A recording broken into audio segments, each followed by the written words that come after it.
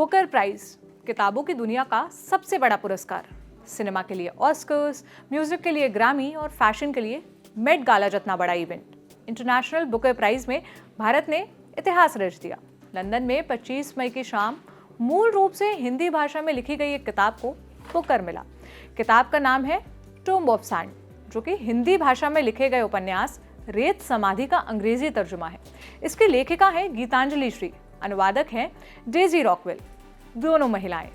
गीतांजलि का जन्म उत्तर प्रदेश के मैनपुरी में हुआ। पिता सिविल सर्वेंट थे, तो बचपन और जवानी उत्तर प्रदेश के अलग अलग जिलों में बीते। बाद के सालों में वो दिल्ली रहने लगी। पहली कहानी छपी 1987 में हंस पत्रिका में, बेलपत्र। इसके बाद गीतांजलि ने कई किताबें लिखी, जिसमें से तिरोहित, हमारा शहर उस बरस, खाली जगह, अनुगूंज को उन प्रसिद्ध कामों में गिना जाता है।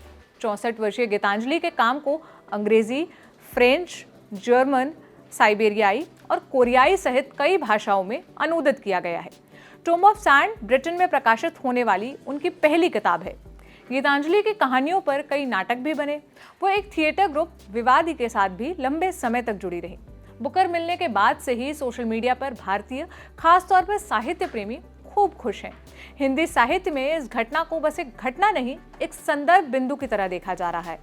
कई भाषाविद हिंदी को मिले इस सम्मान की तुलना गैब्रियल गार्सिया मार्केज के उपन्यास 100 Years of Solitude से कंपेयर कर रहे हैं, जिसने लैटिन अमेरिकी साहित्य को दुनिया भर के लिए खोल दिया था। पुरस्कार स्वीकार करते हुए गीतांजलि ने कहा, मुझसे कहा गया था कि यह लंदन है, आप हर बात के लिए तैयार होकर आइएगा। यहाँ बारिश हो सकती है, बर्फ गिर सकती है, बादल छा सकते हैं, खिला सूरज हो सकता है, यहाँ बुकर मिल सकता है।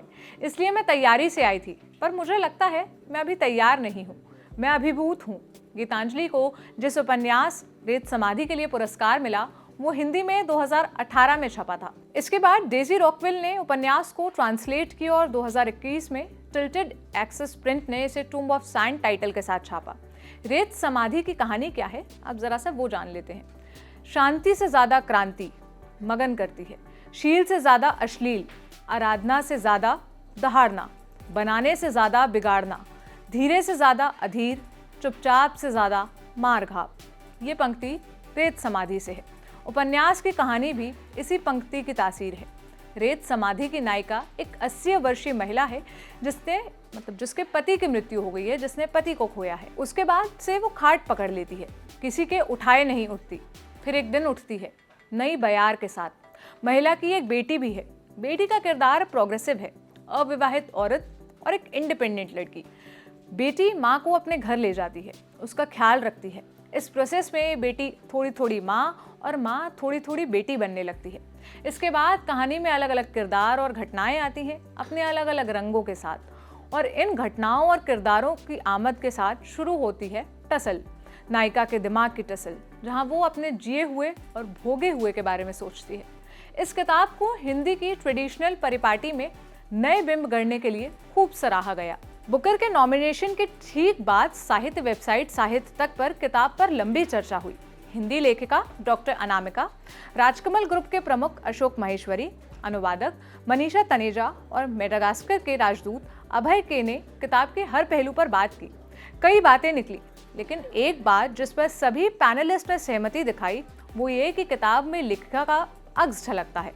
तो बहुत भूमिका के बाद लेखिका के बारे में बता देते हैं। ट्री के उपन्यास को 6 किताबों की फाइनल शॉर्टलिस्ट में चुना गया। कोरियाई लेखक बोरा चुंग की कस्टर्ड बनी, नॉर्वेजियन लेखक जॉन फॉसे की अ न्यू नेम सेप्टोलॉजी 6-7, जापान के लेखक मिको कावाकामी की हेवन, स्पेनिश लेखक क्लाउडिया पिनोरो की एलेना नोज और पॉलिश मूल के लेखक ओल्गा टोकार्जुक की द बुक्स ऑफ जैकब इस नॉमिनेशन में। बाकी किताबें थी। आपके लिए ये पूरी जानकारी समेटी मेरे साथी सोम ने। मेरा नाम है सोनल। महिलाओं से जुड़ी, उनके अचीवमेंट से जुड़ी, उनकी सुरक्षा से जुड़ी तमाम खबरों के लिए देखते रहिए ऑर्डिनरी। शुक्रिया।